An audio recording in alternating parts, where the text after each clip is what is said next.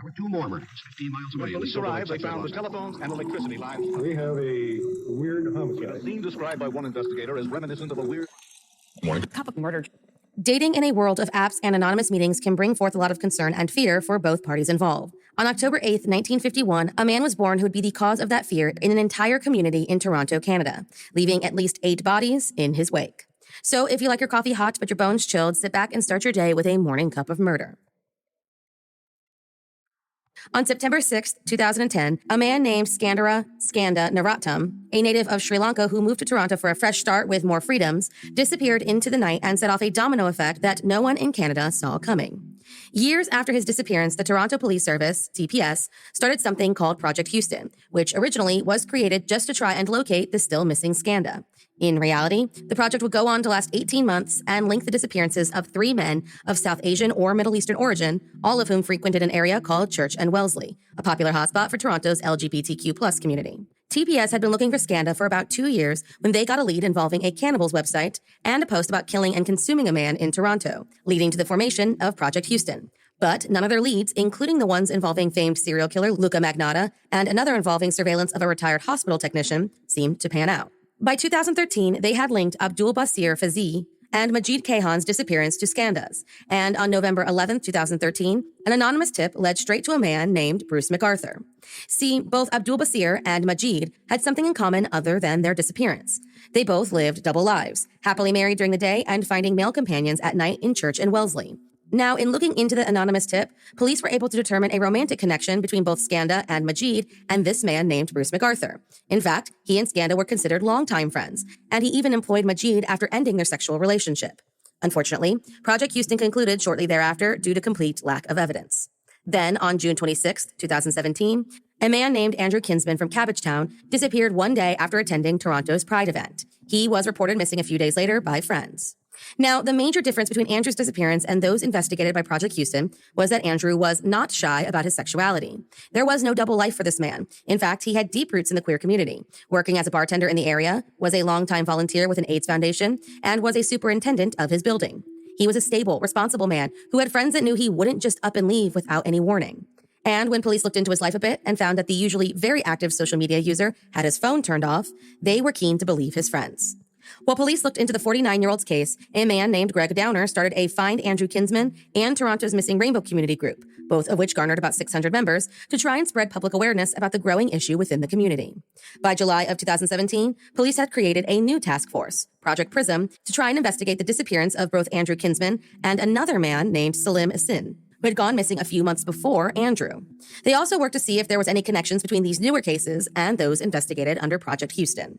That August, Greg Downer organized a community meeting in which police gave an overview of the case and thanked the community for an abundance of information they were able to call into the task force.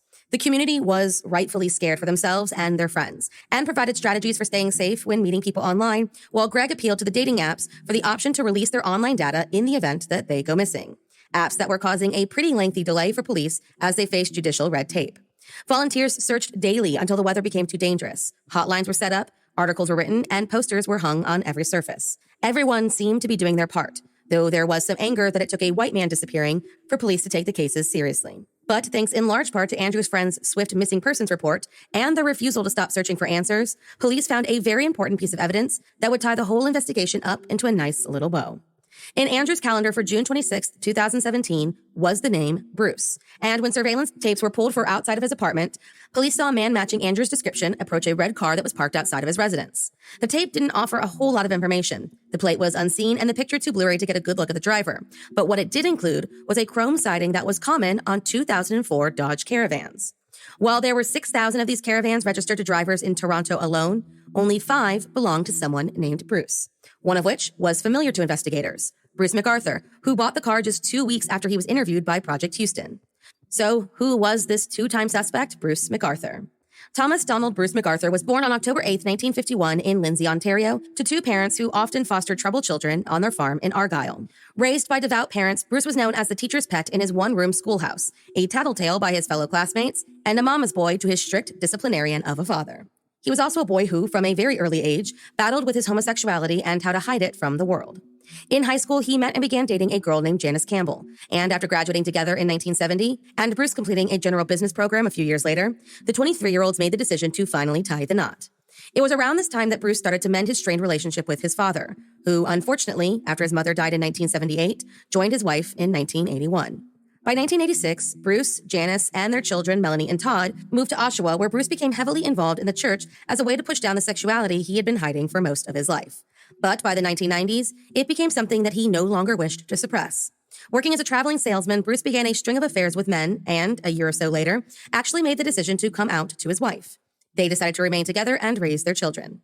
Sometime after 1993, Bruce's job came to an end, around the same time that their son, who had been making obscene phone calls to strangers, needed help paying some hefty legal fees. The couple had mortgaged their home in 1997, separating that same year, and in 1999, they declared bankruptcy. While his life seemed to be falling apart on the surface, Bruce finally made the brave decision to move off to Toronto and become heavily involved in the local gay community, living his personal truth for the first time in his life. He frequented bars in Church and Wellesley, moved into a nearby apartment, and started a 4-year relationship with a man whom he cared for deeply. So much so that, when they broke up around the time his divorce was finalized, Bruce found himself in need of psychiatric help. He was prescribed Prozac for several months to help him through the rough patch. It was also around this time that he started looking for work as a landscaper, a fact that would become integral to the TPS's case in the future. On October 31st, 2001, Bruce Mcarthur was invited into the home of a male sex worker with whom he had been chatting to see this man's Halloween costume. For reasons unknown, 50-year-old Bruce struck the man from behind with a metal pipe, hitting him several times before leaving him for dead. When the anonymous man finally came to, he called 911 and was taken to the hospital. Bruce, who would later turn himself in for the assault, told police that he could not remember the incident or why he hit the man to begin with. He pleaded guilty to assault with a deadly weapon and assault causing bodily harm and was given a conditional sentence of 729 days. The victim, who was left completely traumatized and needing 6 weeks of physiotherapy, did not provide a victim impact statement. Despite the fact that some thought he needed prison time, with some speculation that his outburst was a combination of his anti-seizure medications mixed with the recreational amyl nitrate, or poppers, Bruce spent the first year of his sentence on house arrest, 6 months with nothing but a curfew, and the last 3 months just on probation. For the entirety of his sentence, he was barred from Church and Wellesley, except for work and any medical appointments, and was banned from hiring any other male sex workers. He was also forced to submit a DNA into a database and was told to take part in both psychological and psychiatric counseling on top of anger management. Feeling as though they had covered all their bases, Bruce was granted a record suspension in 2014, and the whole incident was expunged from his record, while almost all of the records and exhibits from his case were destroyed in 2010 in compliance with TPS's retention policy. Basically, it was as if this deadly assault had never taken place, and Bruce was free to get back to living his life. A life that, while the charges against him were still before the court, started to include the use of fetish dating sites looking for a willing BDSM partner to dominate him. And when he joined Facebook in 2011 to catalog his wild nightlife, it included photos of him at bars accompanied by young men of South Asian or Middle Eastern descent. Everything seemed to be falling into place for Project Prism and the TPS. And on October 3rd, 2017, plainclothed officers arrived at Dom's Auto Parts looking for Bruce's Dodge Caravan. They found it, and inside were traces of blood that belonged to Andrew Kinsman. The following month, cadaver dogs were sent to a residence in Toronto, where Bruce had exchanged landscape work for storage space in their garage. But the dogs did not indicate any human remains at the time. However, a camera was installed in the garage. Police got a log from Bruce's key fob for his apartment and obtained a tracking warrant for his cell phone. With all of this, they created a timeline for the day that Andrew Kinsman went missing. After the blood in his van was further tested and matched to both Andrew and Salim, police obtained a general warrant for his apartment and covertly entered that December so they could clone his computer hard drive. On December 6th, Project Prism issued a warning about dating apps, and on December 8th, a news conference was held in which investigators said that they completed 62 interviews, 28 judicial authorizations, and had completed 225 of 308 actions using canines, drones, and good old-fashioned police work to search for any and all evidence. By January, things were going full steam ahead, and Bruce was on round-the-clock surveillance. Then, on January 18, 2018, officers watching Bruce Mcarthur saw a young man enter his apartment and, believing his life was at risk, arrested the man that they were sure was responsible for at least 8 connected disappearances. When they entered his apartment, the man was restrained on the bed, but was thankfully unharmed. He was a recent Middle Eastern immigrant who had only been in Canada for 5 years. While they were certain Bruce was responsible for the disappearances and the murders, the complete lack of bodies did cause some concern when it came to assuring a conviction. So by the end of January, investigators far and wide became involved in the unprecedented search of 30 properties in which Bruce worked as a landscaper. And on January 18th, 5 of those properties associated with his business were cordoned off with cadaver dogs showing strong interest in some planter boxes on the 19th. Because they were frozen solid, they were taken to the coroner's office on January 22nd. And on the 29th, police announced that they had found skeletal remains of at least 3 different people in 2 of the 12 large planter boxes. Bruce Mcarthur was then charged with 3 counts of first-degree murder in the presumed deaths of Majid Kayhan, Saroush Mahmoudi, who disappeared in 2015, and Dean Lisowich, a homeless man who was never reported missing. The investigation into his crime would later be called the largest Toronto had ever undertaken, and ended with the formation of a dedicated missing persons unit. But they were far from done. On February 8th, another announcement determined that there were 3 more remains found at the Leaside home, one of which belonged to Andrew Kinsman, who was identified using fingerprints. Additional planters were seized across the city, but due in large part to the cold weather, the cadaver dogs had a hard time making indications. What they did find, though, was enough to add more charges to Bruce's case, and by the end of February, he was facing 6 first-degree murder charges, one of which included the death of Skandara Navratnam, the subject of Project Houston. In early March, police held a press conference and released the photo of an unidentified victim of Bruce Mcarthur in hopes the public could help identify him. About 500 tips came through with 22 potential identities. And as remains continued to be recovered, police came to the realization that 8 was only the minimum of victims he took. On April 11th, Bruce was charged with the murder of Abdul Basir Fazee, and on the 16th, the death of Karushna Kumar, an asylum seeker, was added to that list of charges. From July 4th to the 13th, about 20 police investigators evacuated a forested ravine behind the properties where the planters were found. They found human remains almost every day of their search.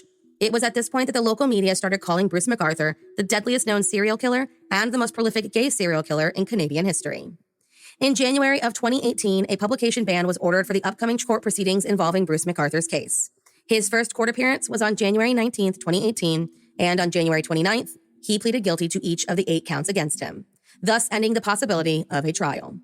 On February 8, 2019, he was sentenced to life imprisonment with no parole for 25 years by a judge who called him pure evil and claimed he would have continued the murders had he not been caught.